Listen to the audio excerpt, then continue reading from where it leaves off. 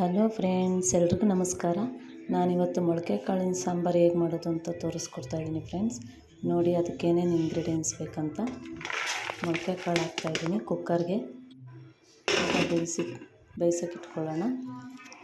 ಇವಾಗ ಆಗಿದೆ ಒಂದು ವಿಜಿಲು. ಇವಾಗ ಹುಣಸೆಹಣ್ಣು, ಕೊತ್ತಂಬರಿ, ಬೆಳ್ಳುಳ್ಳಿ ಮತ್ತು ಟೊಮೆಟೊ ಒಂದು 3 ಹಾಕ್ಕೊಂಡಿದ್ದೀನಿ, ಈರುಳ್ಳಿ, ತೆಂಗಿನಕಾಯಿ, ಬ್ಯಾಡಗಿ ಮೆಣಸಿನ್ಕಾಯಿ, ಒಣಗಿದ ಮೆಣಸಿನ್ಕಾಯಿ ಹುರ್ಕೊಳ್ಳೋಣ. ಡ್ರೈ ಫ್ರೈ ಮಾಡಬೇಕು. ರುಬ್ಬಕ್ಕೆ ಹಾಕ್ಕೊಳ್ಳೋಣ.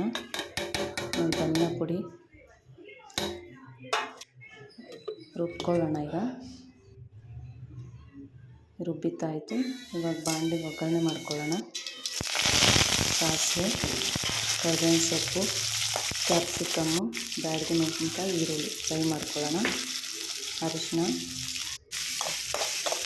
ರುಚಿಗೆ ತಕ್ಕಷ್ಟು ಉಪ್ಪು ಫ್ರೈ ಮಾಡ್ಕೊಳ್ಳೋಣ. ಬದನೆಕಾಯಿ ಫ್ರೈ ಮಾಡ್ಕೊಳ್ಳೋಣ. ಬದನೆಕಾಯಿ, ಆಲೂಗಡ್ಡೆ, ಮಸಾಲೆ ಹಾಕಿ ಫ್ರೈ ಮಾಡ್ಕೊಳ್ಳೋಣ. ಇದು ತುಂಬ ಚೆನ್ನಾಗಿರುತ್ತೆ. ಹುಳಿ ಮಾಡ್ತಾಯಿರೋದು ನಾನು ಮೊಳಕೆ ಕಟ್ಟಿದ ಕಾಳು, ಕಡಲೆಕಾಳು ಮತ್ತು ಹೆಸ್ರು ಕಾಳು ಹಾಕಿ ಹುಳಿ ಮಾಡ್ತಾಯಿದ್ದೀನಿ. ತುಂಬ ಚೆನ್ನಾಗಿರುತ್ತೆ. ಹೆಲ್ತಿ ಫುಡ್ ಇದೆ. ವಿಟಮಿನ್ಸ್ ಇರುತ್ತೆ ಜಾಸ್ತಿ ಇದರಲ್ಲಿ. ತುಂಬ ಒಳ್ಳೆಯದು, ಹೆಲ್ತ್ಗೂ ಒಳ್ಳೆಯದು. ನೀವು ಟ್ರೈ ಮಾಡಿ ನೋಡಿ ಫ್ರೆಂಡ್.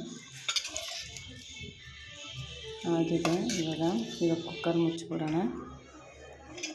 ನನ್ನ ವಿಡಿಯೋ ಇಷ್ಟ ಆದರೆ ಲೈಕ್ ಮಾಡಿ, ಕಮೆಂಟ್ ಮಾಡಿ, ಶೇರ್ ಮಾಡಿ ಫ್ರೆಂಡ್. ಮತ್ತು ಸಬ್ಸ್ಕ್ರೈಬ್ ಮಾಡ್ಕೊಂಡು ನೋಡಿ. Thank you friend.